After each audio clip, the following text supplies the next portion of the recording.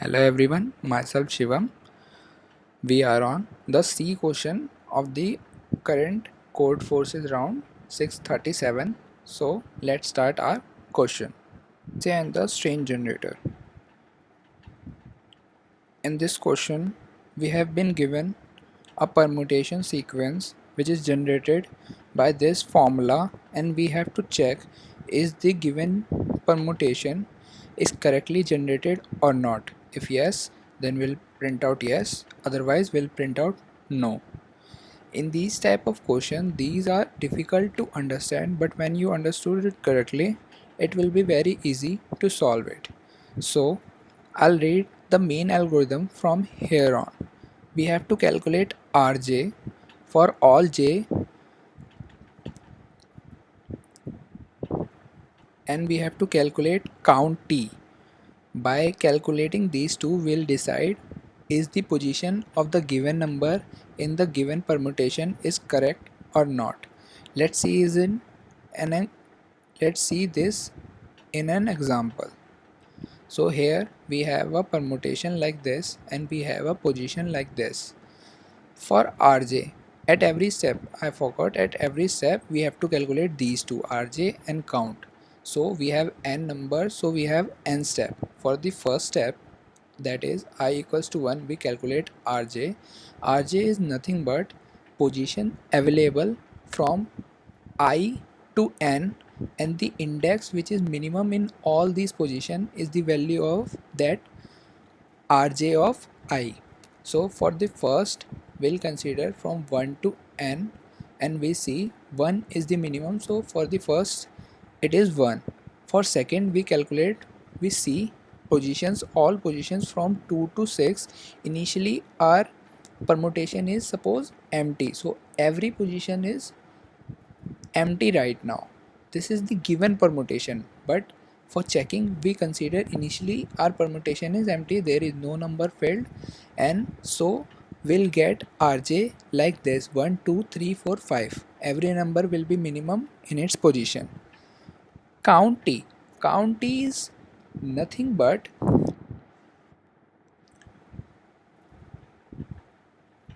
we say here count t is the number of positions such that Rj is defined and Rj equals to t.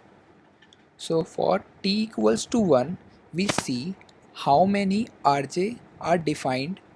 1, 2, 3, 4, all 6 Rj are defined right now, and what is the Rj which is equals to t?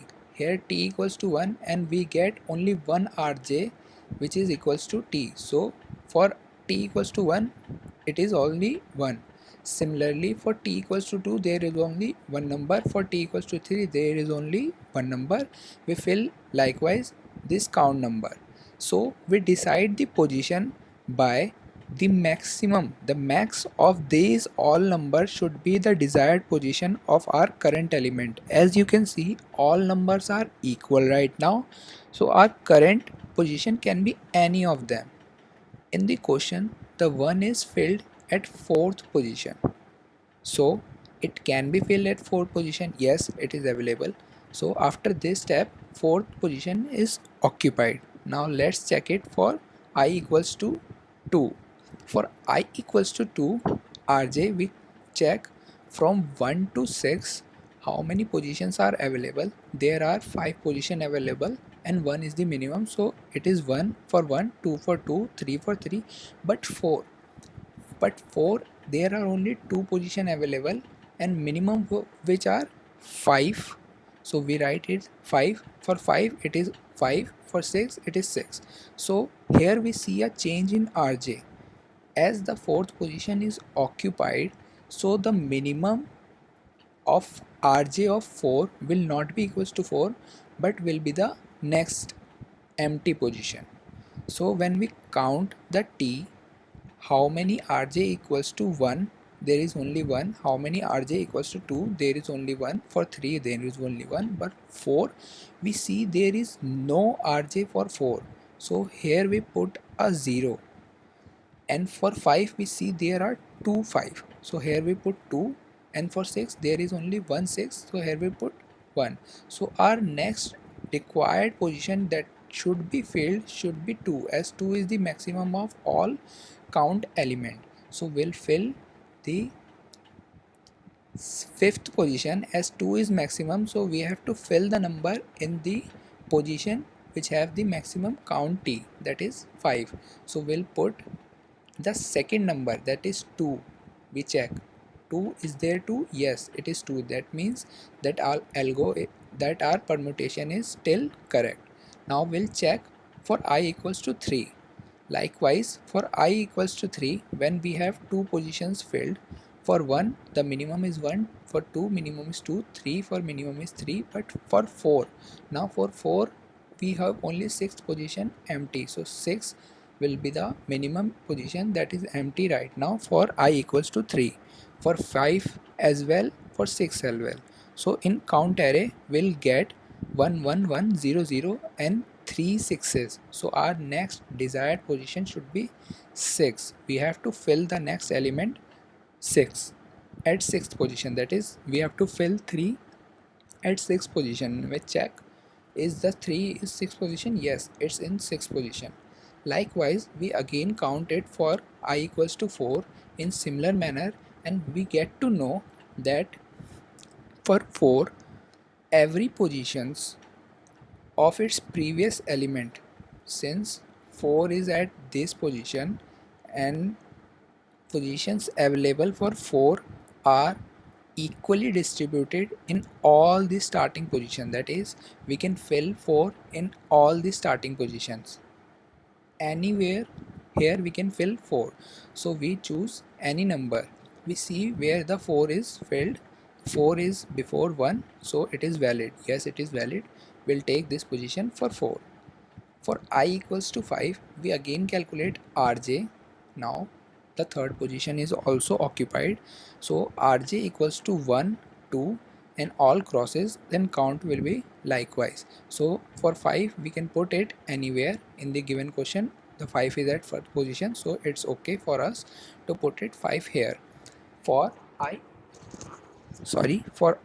equals to 6, we again calculate Rj. Now as the first position is occupied, so the position available for I Rj of 1 is only the second position, and the position available for Rj of 2 is also the second. So 2 2 and all are occupied. The count will be 0 2. Only one number is left and it should be filled at second position only, that we have seen.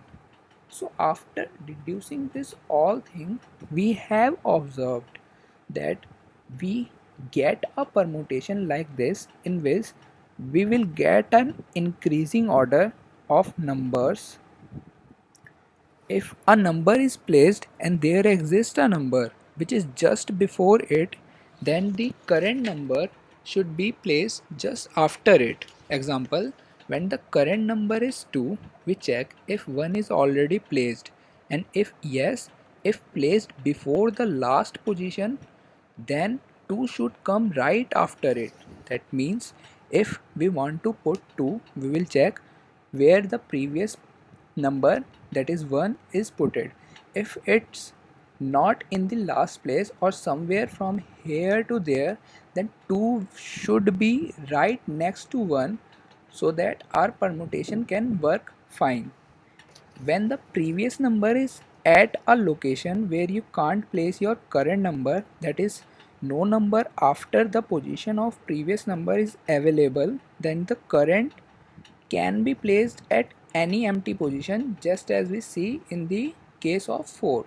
As for 4, its previous number is 3, but it is at the last position and this position is already occupied, this position is already occupied. So for 4, these all three positions you can fill it anywhere, cause its previous element is put at that position and you can't place 4 next to it. If you can't place a number next to its previous number, that it can be placed anywhere in the given permutation.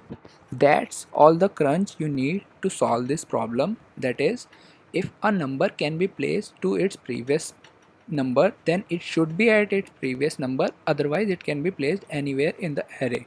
So let's see the coding part. Here I have taken T for test cases, while loop to cover all test cases, and the number of element I to iterate, and I have created a vector v which will store the permutation of which will store the given permutation.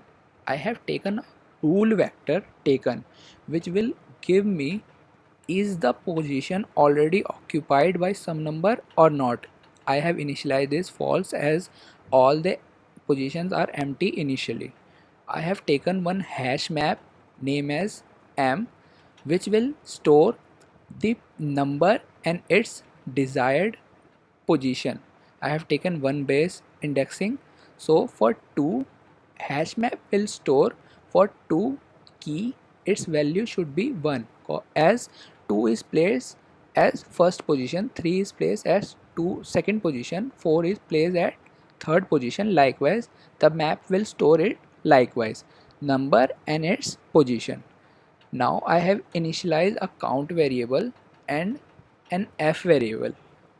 I have used for auto loop to iterate over all the map element to see if the number is in its correct position or not. So if count is equals to 0, it symbolizes that my whole position is empty right now, so I can place my first number anywhere. As I have taken all the values in the map, it should be sorted in the order 1 2 3 4 5 6, as map automatically sorts all the key elements. So my first element I in this case right now should be 1. So for 1 I can take any position. So the position given for 1 I have marked is as true, and I have incremented count that I have occupied already one position. So second element I will check if count equals to 0. No, as already one position is already filled, so it will fall in this else loop, and here I check what is the position of 2, that is 1 in this case, and I'll check if the previous position of the current number is already taken, and if it's taken, then is the number which have taken the previous position is the previous number itself, that is for 2 and its position 1, I have to check its previous position is already taken. In this case its previous position is 0, which is not taken, so it will not fall in this if loop, and else search if the previous position is taken, not fall in this loop, and if the previous position is not taken, we can place it anywhere as I explained before. So for 3 we will check is this if for 3 the position of 3 is 2, so we will check if the previous position is already taken, that is first position is already taken, as we have seen 2 has already taken the first position, so this condition will be true. Then we will check the value at that position, that is the value at previous position, if it is equals to the current number minus 1, that is its previous number, then our condition is satisfied, and we mark this position for 3 as true. So that means 3 can take this position as its previous position is occupied by its previous number, so our condition is satisfied, we mark it as true. For 4 also we have seen 3 has taken its previous position, so condition is true. For 5 4 has taken, so in this case all have taken its previous position. Let's discuss the case where all have not taken its previous position. As we have seen in this case 3, so 3 its previous position is already taken, as 1 came before 3, so it has already taken the first position. This if else if condition will be stated that taken of I dot second minus 1 is already taken, but the number at this position is not equals to 3 minus 2, that is 2, that means it is 1, so it doesn't satisfy our condition, and I have marked f equals to 1, stating that this condition will generate a different number which is not correct. So in case our f is equals to 1 will print out no, otherwise will print out yes. Only this condition will tell us that our generated number is not equal to the given permutation. I hope you all have understood the question correctly, and if you have liked my explanation, then please like and subscribe and ring the bell icon.